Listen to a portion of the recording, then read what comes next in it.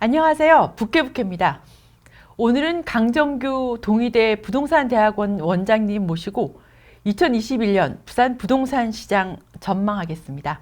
예, 교수님 오랜만입니다. 안녕하세요. 네, 안녕하십니까. 네, 교수님 작년 12월에 부산 부동산이 확 규제가 됐잖아요. 그 이후에 지금 부동산 시장 어떻습니까? 예, 뭐 단적으로 보여줄 수 있는 최근 부동산 시장, 특히 주택 시장의 동향 중에 하나가 그 아파트 거래 매매 건수를 좀 보면 알겠는데요. 그 규제 지역이 지정되기 전인 9월, 10월 경에 역대 사상 가장 많은 월 약 2만여 건 정도의 매매가 이루어졌다. 2만 건이요? 네. 네. 그런데 지금 규제가 되고 나서 그 뭐 계절적인 그 비수기 영향도 있긴 하지만 조금 거래가 안 됐다라고 느낄 수 있는 정도인 7천 건대까지 떨어졌다. 그래서 9월, 10월 경에 정도에 비해서 한 3분의 1 정도까지밖에 거래가 안 되고 있다. 그렇게 좀 보여지고 있습니다. 따라서 전체적으로 규제 지역이 되고 난 이후부터는 사고자 하신 분들의 의욕도 많이 떨어져 있고 또 팔라고 하는 분들도 야, 이거 뭐 안 팔리려고 그러는데 뭐하러 내놓겠느냐라고 하면서 그 말 그대로 이 추운 겨울 날씨만큼이나 거래 시장이 매우 침체되어져 있다. 이것이 지금 우리 부산 지역의 규제 지역으로 지정된 이후에 시장 분위기를 단적으로 보여주는 한 예가 아닌가 이렇게 생각을 하고 있습니다. 그러니까 매수, 매도 심리 모두 다 꽁꽁 얼어붙었다. 그렇습니다. 네. 그럼 그게 가격에도 영향을 미쳐서 가격도 좀 내려가나요? 예, 뭐 잘 아신 바와 같이 거래가 안 된다는 것들은 그만큼 가격도 그와 비례해서 같이 조정을 받고 있는 것이다 이렇게 보여지고 있습니다. 다만 지금 그 매매 가격 변동률은 아직까지 규제 지역으로 지정되고 나서 한 2달 가까이 지나가고 있는데 뭐 특별하게 크게 낙폭이 많이 생긴 지역은 눈에 띄지는 않고 있습니다. 다만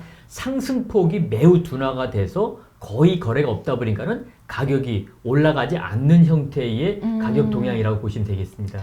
한참 작년에 뜨거울 때는 호가가 막 뛰었잖아요. 네. 거래가가 아니고. 그럼 그런 호가가 좀 내려오고 있는지. 그렇습니다. 예, 그래서 시장에 나와져 있는 것들을 보면은 뭐 우리 과거에 그 도량현이 33평짜리 기준으로 15억 내외까지 호가가 올라가져 있던 단지들이 있는데 실제 지금 그런 단지들을 보면은 아주 특별한 몇몇 케이스를 제외하고는 호가 자체가 그렇게 높게 형성된 단지가 많지 않다.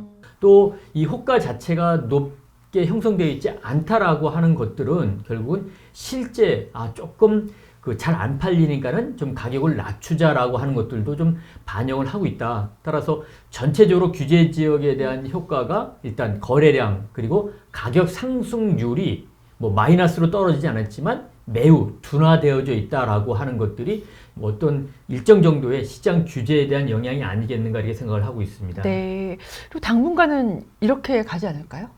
예, 일단은 지금 두 가지 나눠서 볼 필요가 있겠는데 그 가격이 올라갈 만한 그런 영향 요인에 영향을 미치는 것들이 있고 또 가격을 떨어뜨릴 만한 그 영향 요인도 있다라고 보여지는데 네. 우리 시청자 여러분들이 한번 판단해 보시기 바랍니다. 일단은 이런 여러 가지 코로나19 문제에도 불구하고 가격이 올라갈 만한 영향 요인 뭐가 있겠는가?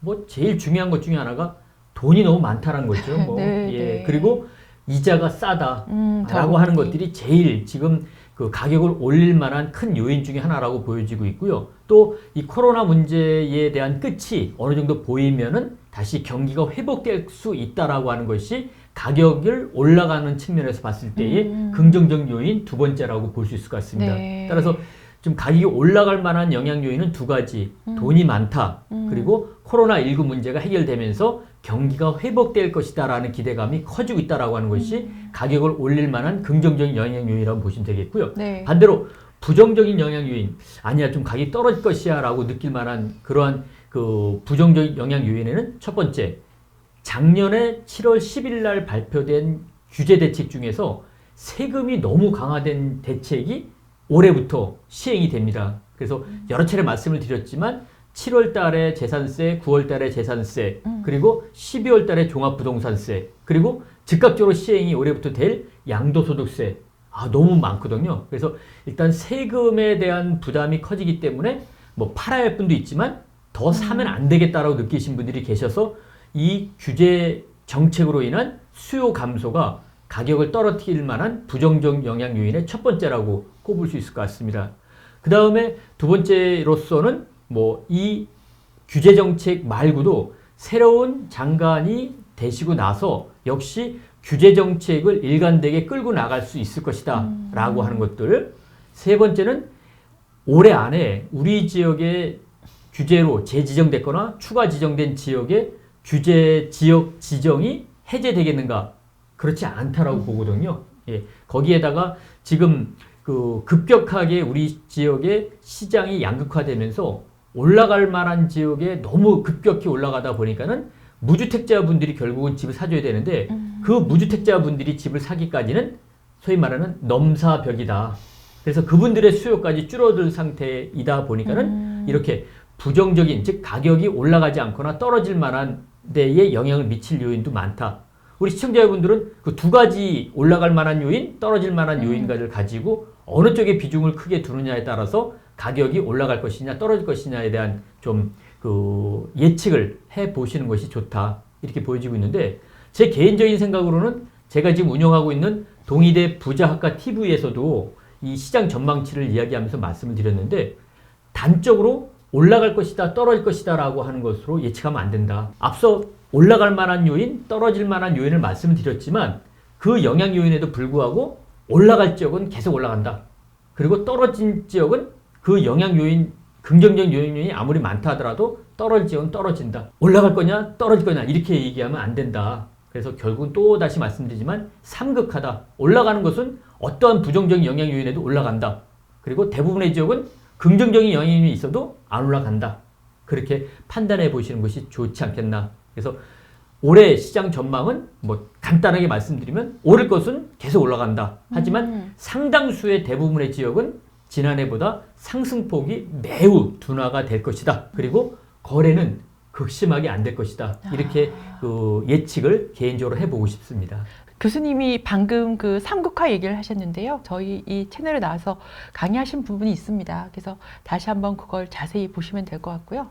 예, 그럼 교수님, 요약하면 규제가 있지만 그래도 핵심 지역은 가격이 하락하지 않는 것은 물론이고 좀 오를 여력이 있다. 이 말씀이신가요? 예, 그 지난 방송에도 말씀을 드렸지만은요. 공간적인 규제를 가지고 가격을 안정시킬 수는 없다. 즉 서울과 수도권의 예를 보면은 서울과 수도권의 경우는 지금 우리 부산에 지정되어져 있는 조정 대상 지역보다 훨씬 규제 강도가 심한 투기 지역, 투기 과열 지구가 지정되어 있는데도 불구하고 지금 다시 지방으로 내려와서 가격이 올라갔던 것이 다시 돌고 돌아서 서울 가격을 자극한다. 그러니까 서울로 수요가 모이고 있는 거죠. 서울의 경우에는 집을 사거나 부동산을 사게 되면 우리 지역보다 더 많은 규제가 있는데도 불구하고 결국은 수요가 그쪽으로 집중된다는 거죠. 결국은 규제보다 가격이 규제에 따른 영향보다는 수요가 있고 공급이 적기 때문에 가격이 올라갈 수 있는 여지가 있다라고 판단한 상당수의 실수요자나 투자자분들이 뭐 세금 내면 되지 뭐 라는 형태를 가지고 가격이 올라갈 것이다 라는 기대를 가지고 결국은 선택과 집중을 한쪽으로 하다 보니까는 서울과 그 중에서도 뭐 강남 4구, 마영송 쪽의 가격이 계속 올라갈 것이다 라는 것을 참고로 보시면 우리 부산 지역도 마찬가지입니다. 결국은 조정 대상 지역이 지정됐다 하더라도 그 지정의 효과는 일시적으로 나타날 수 있고 중장기적으로 봐서는 서울과 수도권처럼 수요는 있는데 공급이 뒷받침되지 않고 주거 선호가 높은 일부 지역의 가격은 규제에도 불구하고 계속 강세를 띌 것이다. 이렇게 보여지고 있고요.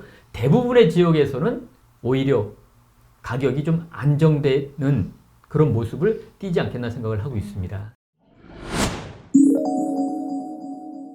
근데 궁금한 게요. 그 아주 핵심 지역, 좋은 지역이 너무 이번에 가파르게 올랐잖아요. 근데 누가 과연 부산의 인구도 줄어든다 그러고 뭐 소득도 부산에 대기업이 없으니까 좀 그렇게 썩 늘어나지 않는데 그리고 대출도 많이 나오지 않아요. 근데 누가 사죠 이걸? 누가 받아줄 수 있죠? 우리가 봤을 때는 저거 너무 비싼 거 아니냐라고 느낄 수는 있긴 하지만 그 비싸지만 더 올라갈 수 있을 것이다라고 판단한 예를 들면 저는 뭐 주식은 잘 모르지만 주식 가격 같은 거 보면은 지금 몇만 원짜리도 있고 몇백만 원짜리 되는 주식도 있지 않습니까? 네. 그런데 몇백만 원 주식도 더 올라갈 것이라는 생각을 해가지고 다 올랐다 생각하지 않고 투자하신 분들이 계시는 거고요. 또 더더욱 주식보다 모르는 비트코인 같은 경우도 저도 몰라요. 몇 천에서 가격이 형성돼 있다 하는데도 불구하고 더 올라갈 것이다라고 생각하고 투자가 일어나고 있는 거죠. 네. 그럼 그분들은 돈이 어디서 났을까요? 결국은 내가 투자할 수 있는 그러한 그 여유를 가지신 분이 많진 않지만 그분들이 한쪽으로 선택과 집중이 이루어지고 있고 그 선택과 집중이 되는 그러한 주식 상품이라든지 비트코인 상품이라든지 더 나아가서 그러한 분들의 투자 대상이 되는 부동산 종목은 결국은 희소 가치에 의해서 가격이 올라갈 수 있는 여지가 있다. 그렇게 지금 보여지고 있습니다. 그래서 결국은 아주 일부 지역이고 점점 범위가 줄어들긴 하지만 올라갈 만한 지역에서는 계속해서 가격이 올라갈 것이다.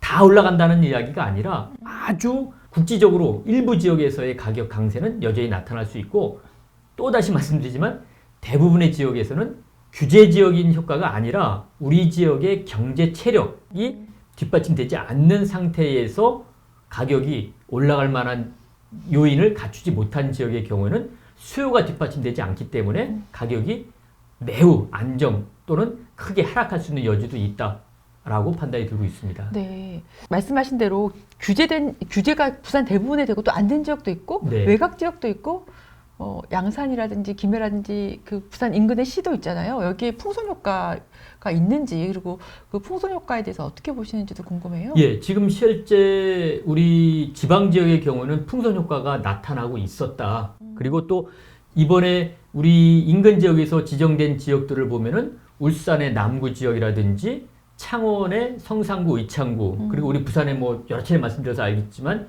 지금 추가 지정된 지역이 있는데 이 지역을 벗어난 지역으로 지금 풍선 효과가 일부 나타나고 있다라고 하는 것들도 사실입니다. 예를 들자면 기장군, 그다음에 양산시, 그다음에 김해시 일부 그리고 울산의 규제 지역으로 지정되지 않은 나머지 지역 이런 지역으로 풍선 효과가 확산이 됐다라고 좀 보여지고 있고 또 거래량도 지금 전체적으로 거래량이 줄어드는 과정 속에서 그 풍선 효과에 의한 지역은 거래량이 조금 늘어났다라는 통계치도 있고 또 호가 중심으로 가격도 올라갔다라고 좀 보여지고 있습니다. 따라서 풍선 효과는 분명히 규제 지역으로 지정되지 않는 지역에서 그 풍선 효과가 나타났다라고 하는 것은 분명히 맞다. 하지만 그 풍선 효과가 나타났던 지역의 가격이 앞으로도 중장기적인 여건을 감안해 봤을 때 계속적으로 가격 강세를 띌 만한 지역인가 라고 하는 것을 봤을 때는 우리가 뭐 실수요자 중심으로 움직인다라고 하는 것은 뭐 적절할 수 있지만 투자 목적으로 그 비규제 지역인 풍선 효과를 따라서 외곽으로 그 투자를 이어나가는 것들은 투자자분들 입장에서는 상당히 좀 유의를 할 필요가 있지 않겠는가라고 생각이 들고 있습니다. 네, 그럼 유의를 할 필요가 있다는 거는 그게 지금 풍선 효과 때문에 가격이 오를 수는 있으나 나중에 가격이 안 오르든지 더 빠진다 뭐 이런 뜻인가요? 예, 일단은 뭐 그 풍선 효과가 나타났던 지역이 모두 다 나쁜 지역이거나 그렇다는 표현은 절대 아니고요.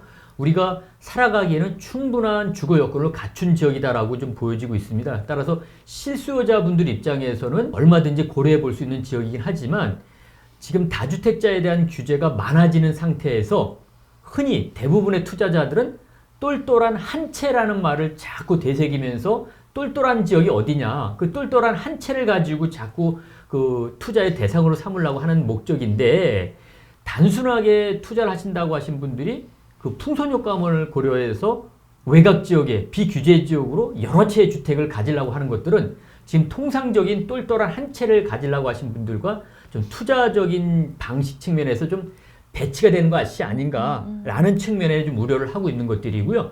똘똘한 한 채라는 말. 그래서 지금 보면은 최근 들어서 서울 강남에 지금 압구정동 현대아파트에 30억에서 약 50억 되는 집 한 채들의 거래량이 최근 들어서 부쩍 늘어났습니다. 그래요? 우리 같으면은 30억에서 50억 되는 집 한 채를 살 것인가 아니면 우리 지역에 여러 채를 살 것인가 라고 하는 것을 봤을 때 그 압구정동 현대아파트의 거래량이 급격히 최근 들어 늘어났는데 그게 그 서울에 사는 분만이 아니라 기타 지역에서도 외지에서도 투자가 이루어졌답니다. 그분들은 집 한 채가 30억에서 50억 가는 것들을 왜 샀을까요? 결국은 다주택자에 대한 규제 이것을 피해가기 위해서 비싸지만 똘똘한 한 채를 가지려고 한 것이다 라고 봤을 때 비규제 지역의 풍선 효과만을 염두에 두고 스스로 다주택자가 되는 것들은 이 똘똘한 한 채만을 가지려고 하는 투자 방식과 어떤 차이점이 있는지 조금 비교해 보시고 또 고민해 볼 필요가 있는 여지가 있다 이렇게 생각을 하고 있습니다. 올해 내 집을 마련해야 되겠다 생각하는 분들은 규제도 막 들어오고 거래도 잘 안 되고 그러니까 살 사람도 사지 말고 팔 사람도 팔지 말고 가만히 있어야 되는 건지 어떻게 해야 될까요? 이럴 때는? 예, 뭐 계속해서 말씀드리지만 지금 10가구 중에 4가구가 무주택자 분들인데 이 무주택자 분들 4가구 중에서 2가구는 경제력을 갖고 있는 무주택자로 분류가 되고 있습니다. 아, 그래요? 이분들은 집을 살라고 호시탐탐 호시탐탐. 고민을 하고 계시는 분들이 있죠. 이런 분들 같은 경우에는 저는 지금 현재 좋은 곳에 투자 목적과 거주 목적을 같이 할 만한 곳에 살라고 하시려고 하신 분들은 저는 사야 된다. 그 지역에는 사야 된다라고 말씀을 드리고요. 나는 투자 목적보다는 실거주 목적이다라고 생각하신 분들의 경우에는 앞으로 그 실거주 목적의 측면에서 봤을 때는 가격 조정을 받는 지역이 상당히 많이 나타날 것으로 보여지고 있기 때문에 그 투자 목적과 거주 목적이 같이 겸비되어 있지 않은 지역에 말 그대로 거주 목적으로만 집을 사시려고 하신 분들은 조금 기다릴 필요가 있다. 다만 투자 목적과 거주 목적을 같이 하시려고 하신 분들은 앞서 말씀드렸지만 계속 올라간 여지가 있기 때문에 지금 규제 효과로 인해서 일부 조정을 받는 요 시기에 조금 적극적으로 나서야 되지 않겠는가 이렇게 생각을 하고 있습니다. 교수님 그러면 핫하다고 하는 지역은 지금이라도 규제 받아서 가격이 좀 호가가 많이 못 올라갈 때 사야 되고 그렇지 않은 지역이라면 가격이 조금 더 조정될 여지가 있으니까 기다려라는 말씀인가요? 정확히 이해하셨습니다. 네. 그래서 지금 말씀드렸던 바와 같이 아주 일부 지역이긴 하지만 내가 그래도 거기 한번 들어 살고 싶다. 그리고 내가 한번 저기 살아보는 게 꿈이다. 그러면서도 지금 대출 규제가 많이 막혀져 있는데 이 대출을 좀 뚫거나 아니면 말 그대로 내가 목돈을 좀 갖고 계신 분들은 올라갈 만한 지역에 지금 말씀하셨던 것처럼 지금 조정을 좀 받고 있는 상태이거든요. 그런데 적극적으로 좀 공략을 하시는 것들이 필요하고 나머지 대부분의 지역의 경우에는 앞으로 가격이 그렇게 크게 올라갈 수 있는 지역이 많지 않기 때문에 그런 분들은 지금 현재 조정받는 이 분위기가 조금 더 오래 갈 수 있다는 생각을 가지시고 조금 기다려 보시는 것도 나쁘지 않겠나 이렇게 생각을 하고 있습니다. 네. 교수님 말씀 참고하셔서 내 집 마련 계획 세우시면 될 것 같고요.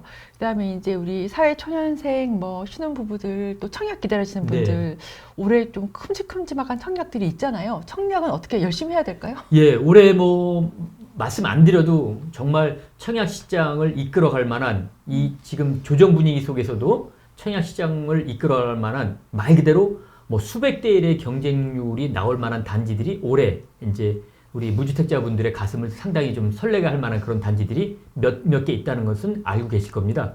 예, 이런 지역의 경우에는 뭐 말 그대로 청약 가점자가 됐던 추첨자가 됐던 당첨만 받을 수 있다라고 하면 무조건 청약을 하셔서 공략을 하시는 것들이 맞다 이렇게 생각이 들고 있습니다. 특히 무주택자분들은 그 특별 공급 제도가 많이 확대됐기 때문에 이 특별 공급 제도를 충분하게 그 작전을 잘 짜셔서 공략을 하시는 것들이 맞다 이렇게 보여지고 있습니다. 그런데 문제는 그런데 청약을 하고 싶어 하더라도 점수가 낮으신 분들 네. 그래서 뭐 말 그대로 그냥 운에 맡길 추천 방식으로만 기대하신 분들의 경우는 어떻게 되겠느냐. 즉 가점은 낮지만 저곳에 또는 아파트에 청약을 하고 싶은 분들은 어떻게 되느냐. 좋은 곳은 안 되겠죠. 그렇다고 나쁜 곳을 갈 것인가? 이거는 우리 시청자분들의 판단으로 맡겨야 되지 않겠는가. 그런데 이 정말로 좋은 곳이다라고 하는 것은 지금 현재 청약 가점 점수가 우리 부산 지역만 보더라도 84점 만점에 70점대까지 올라와져 있습니다. 네. 서울 강남의 아파트 당첨되는 것과 별 차이가 없습니다. 아, 그래요? 예, 그렇네요. 예. 그렇게 높게 올라가는 상태에서 마냥 내가 84점 만점에 점수가 70점 이상 될 때까지를 기다리고 나는 집을 장만을 안 할 것인가?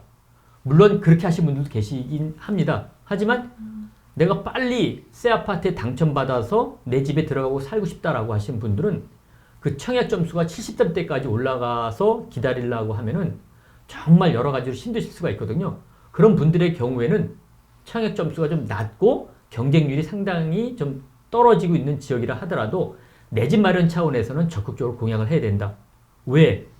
지금 현재의 분양가 자체를 보면은 이 분양시장의 여러 가지 여건에 의해서 어쨌든지 간에 주변 시세보다 쌀 수밖에 없다. 그렇기 때문에 조금 안 좋은 데를 내 집 마련 차원에서 청약을 하신다 하더라도 일단은 주변 시세보다 적기 때문에 입주하실 때 되면은 결국은 주변 시세보다 더 올라간다.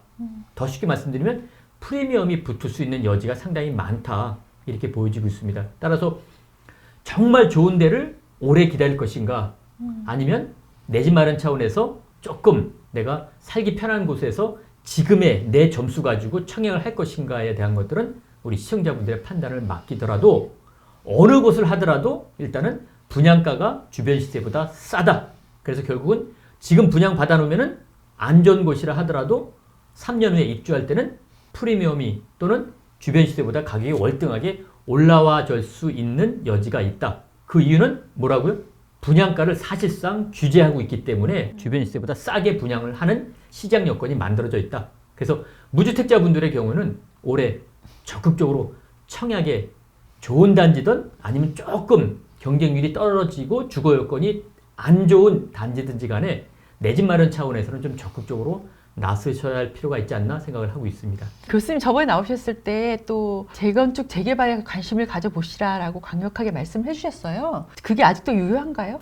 예, 그 무주택자분들 입장에서는 꼭 지금 당장 내가 새 아파트에 들어가서 생활을 할 수 있는 여건이 꼭 필요하다라고 생각하지 않으신 분들의 경우에는 말 그대로 뭐 몸테크 한다는 차원에서는 저는 재건축, 재개발 많이 추천드리고 싶습니다. 그 중에서도 재건축은 여러 가지 규제가 상당히 많이 있습니다. 그 다음에 초기에 들어간 돈이 많이 있기 때문에 더 좀 구체적으로 말씀드리면 재건축, 재개발 중에서는 재개발 쪽, 소위 말하는 뉴타운이나 재개발 쪽에 말 그대로 몸테크를 하시면서 좀 장기 투자한다는 차원에서는 내 집 마련으로도 좋고 그 다음 투자 목적으로 상당히 좋다. 이렇게 이해하시면 좋겠고요. 그 재개발에 관심이 있으신 분들은 부산광역시 정비사업 통합 홈페이지라는 사이트가 있는데 거기 들어가서 보시던지 제가 운영하고 있는 동일의 부자학과 TV에서 많은 자료를 얻으셔서 투자 또는 실거주 목적으로 접근하시는 것들이 좋아 보일 듯 합니다. 이번 시간에도 교수님께서 나오셔서 정말 좋은 정보 많이 주셨고요. 올 한 해 부산 부동산 시장을 조목조목 잘 짚어주셨습니다. 예, 교수님 말씀 감사합니다. 감사합니다.